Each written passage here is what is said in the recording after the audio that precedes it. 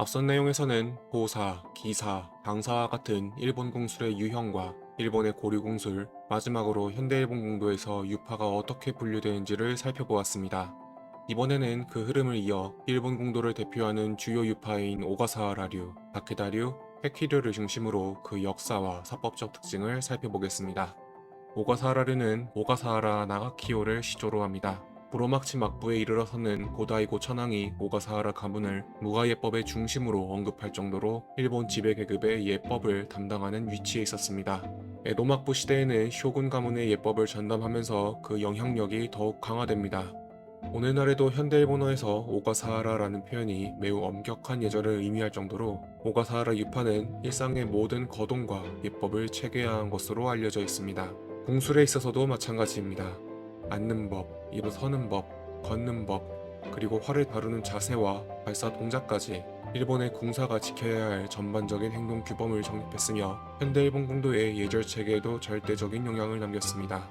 다케다류는 헤이안 시대의 신라 사부로 요시미츠를 시조로 합니다.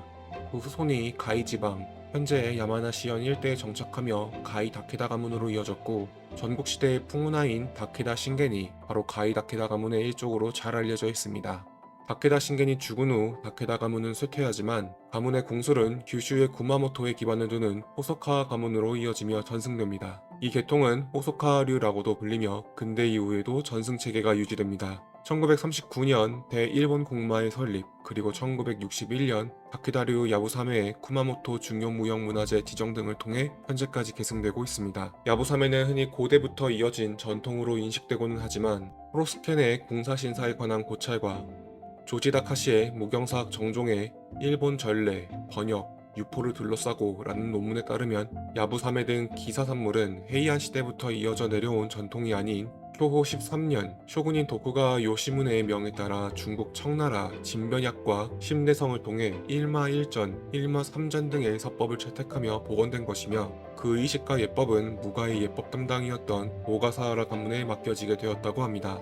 에도시대 중기 2세 가문의 무가의 의례와 제도를 연구한 2세 사다타케가 기록한 테이조 자키에는 기사에 있어 양 유파의 차이는 야부사메에서 야츠가에, 이누우모노에서의 화살 운용 방법, 그리고 붕대의 차이이며 그 외에는 차이가 없다고 설명하고 있습니다. 그 중에서도 가장 뚜렷한 차이는 화살을 꺼내는 방식, 즉 야츠가에입니다.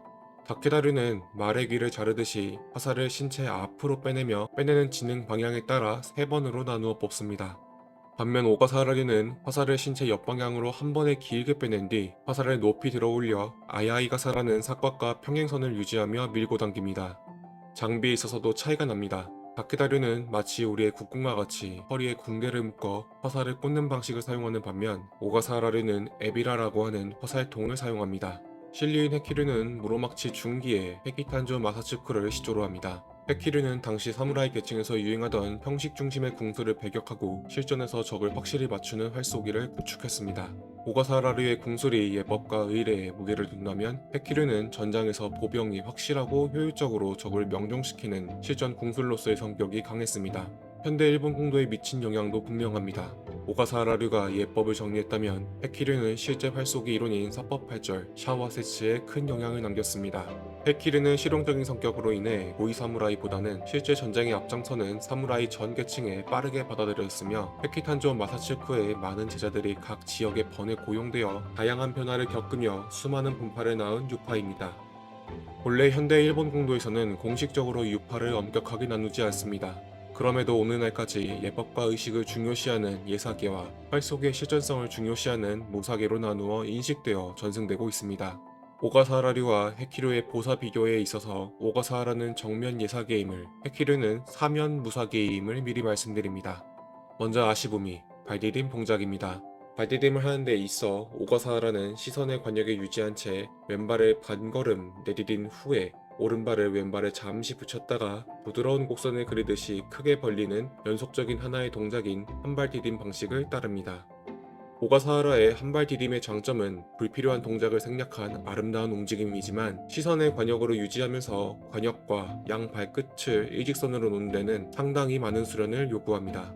반면 헤키는 관역을 응시하며 왼발을 반걸음 내디딘 후에 시선을 발밑으로 내리고 오른발을 반걸음 내딛는 두 단계 동작인 두발 디딤을 따릅니다.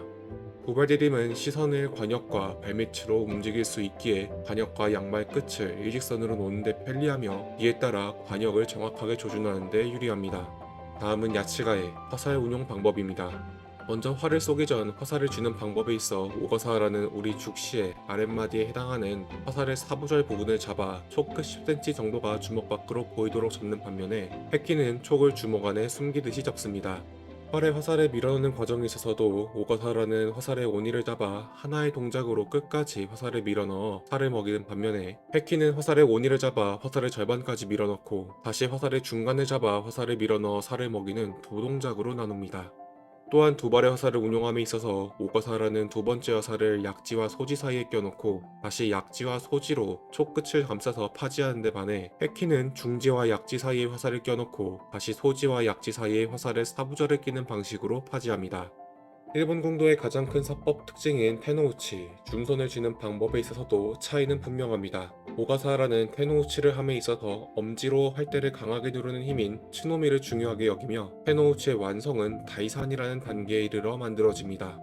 반면 해키는 마치 단풍잎이 오므려지는 것처럼 엄지와 소지를 강하게 모으는 맞섬 운동을 활용한 모미지 가사네라는 기술을 사용합니다. 이 방식은 처음 활을 잡는 순간인 초기 단계부터 테노우치가 완성되며 이는 활을 비트는 힘을 크게 만들어 화살의 속도와 관통력을 높이는 데 효과적입니다. 다음은 우치요코시 거궁 방법입니다. 오가사라는 몸의 정면에서 양 주먹의 좌우 균형을 유지한 채 활을 머리 위로 곧게 들어 올리는 방식인 쇼멘 우치요코시, 즉 정면 거궁법을 사용합니다. 반면에 해키는 몸의 왼쪽 대각선 방향으로 활을 비스듬히 밀고 당긴 상태에서 머리 위로 들어 올리는 방식인 샤멘 우치요코시를 사용합니다. 마지막으로 혼자카이리, 활을 쏜 후 제자리에 돌아가는 방법입니다. 오가사라는 몸을 관역 방향으로 돌리고 왼발을 오른발의 한 걸음으로 가져오는 하나의 동작으로 정리합니다. 반면 해키는 몸을 관역 방향으로 돌린 후 먼저 오른발을 몸의 중심으로 반보 가져온 뒤 다시 왼발을 오른발로 반보 가져오는 두 단계 동작으로 정리합니다. 정리하면 오가사라는 예사기로서 부드럽고 일치화된 동작을 통해 움직임의 아름다움을 중시한 반면에 해키는 무사기로서 기능적이고 분절적인 동작을 통해 사수의 움직임을 최적화한다고 볼 수 있습니다. 오늘은 현대일본 공도의 유파인 오가사하라류와 다케다류, 해키류에 대해 살펴보고 기사와 보사에 있어 각 유파들의 특징을 비교해보았습니다. 다음 이야기에는 해키류의 여러 분파들과 야마토류, 쇼호류를 살펴보도록 하겠습니다.